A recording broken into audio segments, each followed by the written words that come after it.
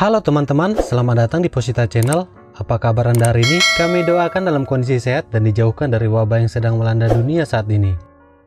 Bagi sebagian orang, jam tangan hanyalah sebagai aksesoris pelengkap untuk menunjang penampilan.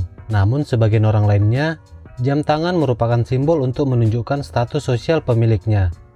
Salah satu merek jam tangan mewah yang dipakai oleh kebanyakan orang-orang kaya di seluruh dunia adalah Rolex.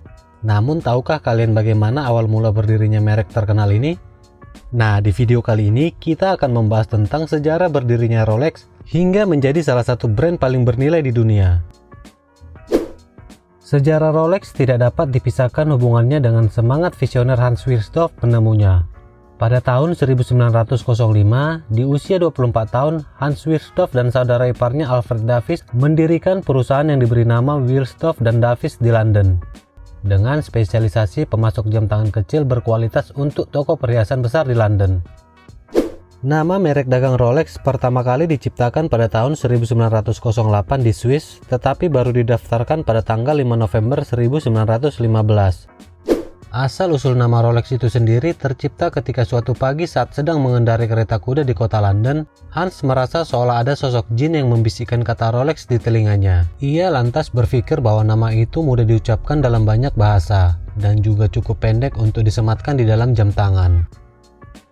Di tahun 1910, jam tangan Rolex menjadi jam tangan pertama yang dianugerahi sertifikat kinerja kronometrik yang disahkan secara independen oleh pusat peringkat jam tangan resmi di Bern, Swiss.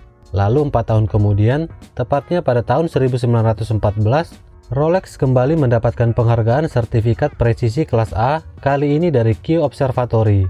Biasanya penghargaan ini hanya diberikan secara eksklusif untuk kronometer laut, namun pengecualian untuk jam tangan Rolex. Bagi teman-teman yang bertanya apa sih itu kronometrik? Kronometrik adalah proses penentuan usia pada skala waktu yang ditentukan dalam arkeologi dan geologi, atau sederhananya disebut penanggalan kalender secara absolut. Pada tahun 1919, Wilsdorf meninggalkan Inggris dan memindahkan perusahaannya ke Jenewa, Swiss. Hal itu dilakukan untuk menghindari pajak yang berat atas perak dan emas, yang merupakan logam yang digunakan dalam produksi jam tangan Rolex. Pada saat itu, Inggris sedang dalam tahap pemulihan pasca Perang Dunia Pertama. Setahun setelah pindah ke Jenewa, tepatnya pada tahun 1920, perusahaan memutuskan untuk mengubah nama perusahaan menjadi Montres Rolex, lalu diubah kembali menjadi Rolex. Lalu kemudian pada tahun 1925, logo Rolex diluncurkan.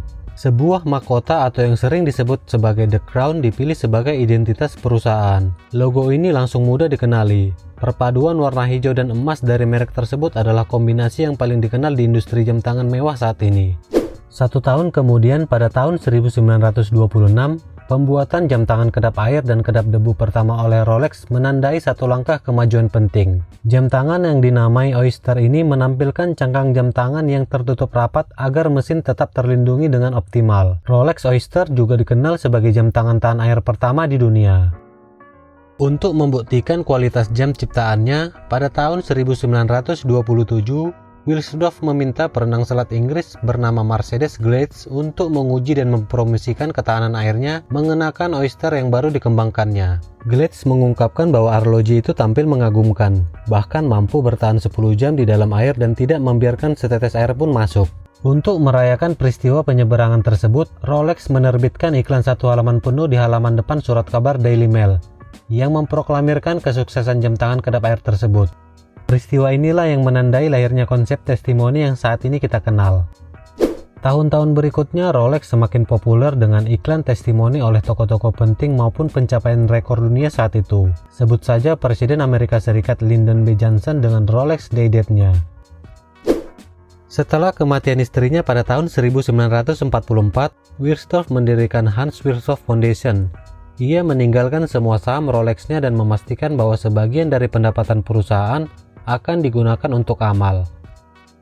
Hingga akhirnya setelah kematian Wilsdorf pada tahun 1960, kepemilikan Rolex dialihkan ke Hans Wilsdorf Foundation yang misinya hanya untuk mempertahankan Rolex tanpa batas. Tidak ada mandat untuk menumbuhkan pangsa pasar atau meningkatkan keuntungan perusahaan. Bahkan saham tidak diperdagangkan di bursa saham manapun. Setelah kematian Wilsdorf, Rolex terus berkembang menjadi merek paling bernilai secara global. Rolex terkenal hanya membuat perubahan bertahap dan konservatif pada desain jam tangan mereka. Kepatuhan ketat Rolex terhadap warisan desain mereka tergolong unik di antara produsen jam tangan lainnya. Saat ini, nilai merek Rolex mencapai 8,1 miliar US dollar dan yang tertinggi di antara merek jam tangan lainnya di seluruh dunia. Oke teman-teman, sekian dulu video kali ini. Terima kasih karena sudah menonton. Semoga informasi yang kami berikan dapat menambah wawasan teman-teman sekalian. Jika kalian menyukai video informatif seperti ini, dukung kami terus dengan cara like, comment, dan subscribe. Nyalain juga loncengnya agar tidak ketinggalan informasi-informasi menarik lainnya. Stay healthy dan bye-bye.